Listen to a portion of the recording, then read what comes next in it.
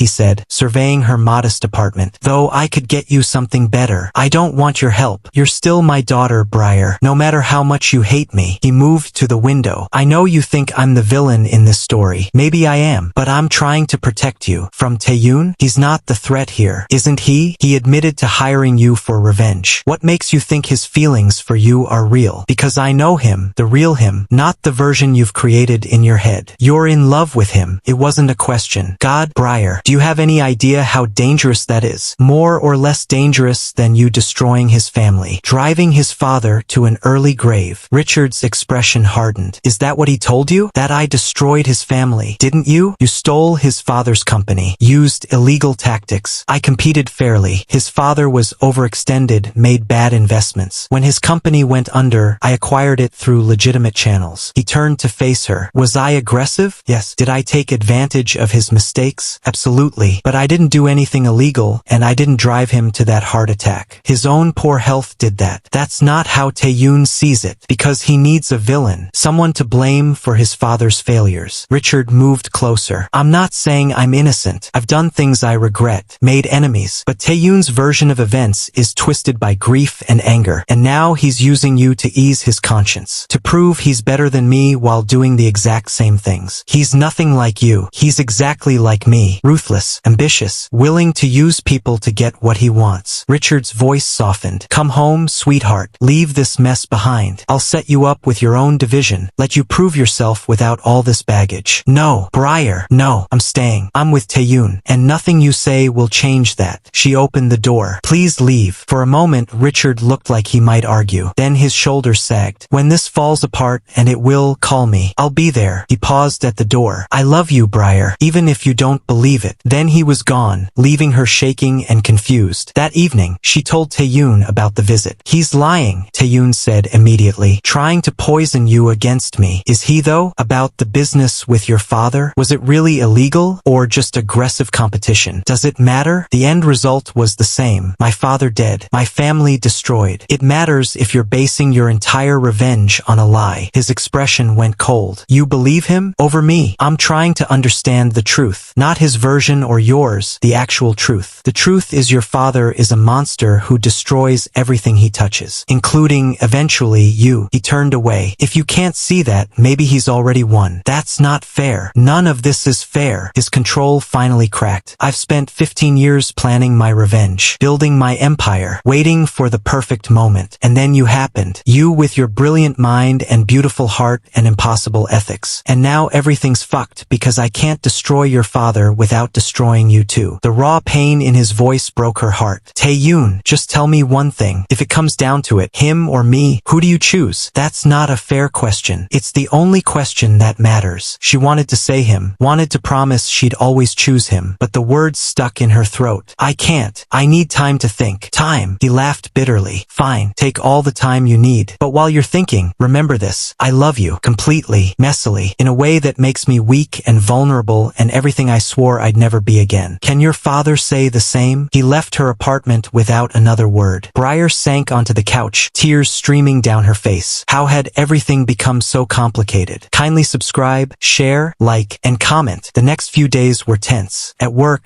Taeyun was coldly professional. No stolen glances, no private moments, just business. It hurt worse than she'd expected. Briar threw herself into work, trying to prove she was still valuable, still worthy, but whispers followed her through the office. People knew something had happened between her and the CEO. Speculation ran wild. On Thursday, she was in a meeting presenting the quarterly analysis when a senior executive interrupted. "Miss Lawson, isn't it true that you're Richard Lawson's daughter?" The room went silent. "Yes," she said steadily, "but I don't work for my father. I work for Hanseong. And yet your father just acquired several properties we'd been negotiating for. Properties you had access to information about. Interesting timing, don't you think?" Heat flooded her face. "Are you accusing me of corporate espionage?" "I'm suggesting the appearance of impropriety. Perhaps Mr. Choi should reconsider having a competitor's daughter in such a sensitive position." Taeyun's voice cut through the tension like a blade. "That's enough." Everyone turned to him. He'd been silent until now, sitting at the head of the table with an unreadable expression. "Miss Lawson's loyalty is beyond question," he continued, voice deadly calm. "She's proven proven herself repeatedly with excellent work and unimpeachable ethics. If anyone has concerns about propriety, they can bring them to me directly. Otherwise, I suggest you focus on your own performance and stop undermining your colleagues. His eyes were ice. Are we clear? Murmurs of assent. The meeting continued, but Breyer barely heard it. She was too focused on the fact that Taeyoon had defended her publicly, despite their fight. After, she caught him in the hallway. Thank you for what you said in there. I meant it. Whatever's happening between us personally doesn't change the fact that you're excellent at your job. He paused. Though the accusation isn't entirely unfounded. Your father did acquire properties we wanted, and the timing is suspicious. You think I leaked information? No, but I think your father has sources inside Hanseong. Someone feeding him intel. His jaw tightened. I'm going to find out who. Let me help. I can. Breyer. His voice softened fractionally. I appreciate the offer, but right now you're too close to this. Your father, me, the office politics, you need distance. Take a few days off. Clear your head. I don't need. It's not a request. You've been working nonstop for months. Take a break. Come back fresh. His hand twitched like he wanted to touch her but caught himself. Please. She nodded, not trusting her voice. As she walked away, she felt his eyes on her, watching, wanting, but the distance between them felt insurmountable. Breyer spent her forced vacation in a fog. She tried to relax, but her mind wouldn't stop spinning. Taeyoon, her father, the accusations, the impossible choice looming over everything. On the third day, her friend Maya, one of the few people she'd stayed in touch with from New York, video called. You look terrible, Maya said without preamble. What's wrong? Breyer found herself spilling everything. The job, Taeyoon, the revenge plot, her father, the impossible situation. Maya listened without interrupting. When Breyer finally finished, she sighed. Okay, so you're in love with your father's enemy, who may or may not be using you for revenge, while your father may or may not be a complete monster. Did I get that right? Pretty much. And you're asking me what to do? I'm asking if I'm insane for staying. Maybe, but love makes us all a little insane. Maya leaned forward. Here's the real question. Do you trust him? Not your father's version of him. Not the office rumors. Him. The man you know. Do you trust that his feelings are real? Did she? She thought about the way he looked at her. The tenderness beneath his cold exterior. The vulnerability he showed only her. Yes, she said finally. I do. Then fuck everything else. Trust your gut. Fight for him. And if your father doesn't like it, that's his problem, not yours. It's not that simple. It is that simple. You just don't want it to be. Maya's expression softened. You've spent your whole life trying to escape your father's shadow. Don't let him control this too. Choose yourself. Choose love. Choose happiness. After the call, Breyer sat in silence. Maya was right. She'd been letting fear control her, letting her father's manipulation create doubt where there shouldn't be any. She loved Taeyoon. He loved her. Everything else was just noise. Time to stop running. She showed up at Taeyoon's penthouse that evening unannounced. He opened the door in casual clothes, black pants and a white t-shirt that showed off his lean frame. His hair was unstyled, falling slightly across his forehead. He looked younger, more vulnerable. Breyer, what are you doing here? Choosing you. She stepped inside. I'm done letting my father manipulate me. Done letting fear control my decisions. I love you. You love me. That's all that matters. Your father can go to hell. I'm not responsible for his actions or his feelings. I'm only responsible for mine, and I choose you completely, without reservation. Something cracked in his carefully controlled expression. You mean that? Every word. She moved closer. I trust you, Taeyoon. I trust that what we have is real. That you see me not just a weapon against my father, and I'm tired of fighting it. He pulled her into his arms, burying his face in her hair. I'm sorry for being cold, for pushing you away. I was scared of losing you, of you realizing I'm not worth it. You're worth everything. He kissed her then, desperate, relieved, full of everything they'd been holding back. When they finally broke apart, both breathing hard, he pressed his forehead to hers. Stay tonight, he whispered. Stay with me. Yes, that night changed everything. Taeyoon was infinitely gentle, worshipping every inch of her with a reverence that brought tears to her eyes. He learned her body like a sacred text, discovered every way to make her gasp his name. And after, wrapped in his arms in the darkness, she felt completely safe for the first time in months. I love you, he murmured against her hair. So so much it terrifies me. I love you too. I'm still going to destroy your father's business. I can't let that go. I know. Just promise me you'll do it ethically. No illegal tactics. No collateral damage to innocent people. I promise. His arms tightened, but I won't apologize for taking him down. He deserves it. Maybe, but revenge won't heal what he broke. Only love can do that. He was quiet for a long moment. You really believe that? I have to. Otherwise, what's the point of any of this? He kissed her temple. You're too good for me. Probably, but you're stuck with me anyway. His laugh was soft and genuine. Best thing that's ever happened to me. Kindly subscribe, share, like, and comment. The next few weeks were blissful. They stopped hiding their relationship. Taeyoon announced it at a board meeting, simple, direct, daring anyone to object. Some people whispered. Others congratulated them. Most just accepted it and moved on. Work continued. Briar excelled, proving herself repeatedly. Taeyoon's revenge plans progressed. All legal, all ethical, but devastatingly effective. Richard Lawson's soul expansion began crumbling. Properties he'd acquired turned out to be bad investments. Partnerships fell through. His reputation took hit after hit. And through it all, Briar and Taeyoon grew closer. He showed her soul, the hidden restaurants, the beautiful temples, the nighttime markets. She showed him how to relax, how to enjoy life beyond work and revenge. They were happy. Then Kim Min-jae appeared. Min-jae was a business consultant from New York, hired by Han-seong to advise on the American market expansion. He was handsome in a classic way, tall, broad-shouldered, charming smile, and he was relentlessly friendly to Briar. Another American. Finally, someone who understands proper coffee and baseball. He grinned at her across the conference table. We should grab lunch, compare notes on surviving Seoul as expats. That's kind of you, but I'm quite busy. Come on, one lunch, my treat. Consider it networking. Before she could refuse again, Taeyoon's voice cut in. Miss Lawson's schedule is full this week. Perhaps another time. The ice in his tone could have frozen the Han River. Min-jae's smile didn't falter. Of course, no problem. But after the meeting, Taeyoon pulled Briar into his office. That man wants you, he said without preamble. Don't be ridiculous. He's just being friendly. I know desire when I see it. The way he looks at you, his jaw clenched. I don't like it. You're being paranoid. Am I? Or am I protecting what's mine? He pulled her close, possessiveness radiating from every line of his body. You're mine, Briar. Not his, not anyone else's. Mine. Heat flooded through her. I know whose I am. Good. He kissed her hard. Because the thought of another man touching you makes me want to commit violence. Very caveman of you. You bring out my primitive side. But there was no humor in his voice. Only dark possession that made her shiver. Unfortunately, avoiding Min-jae proved impossible. He was assigned to work closely with Briar on the American expansion analysis. They had meetings, working lunches, long strategy sessions, and despite her best efforts to keep things professional, Min-jae was charming, funny, easy to work with. He also clearly had no idea she was with Taeyoon. So, he said one afternoon over coffee, are you seeing anyone? Yes, actually,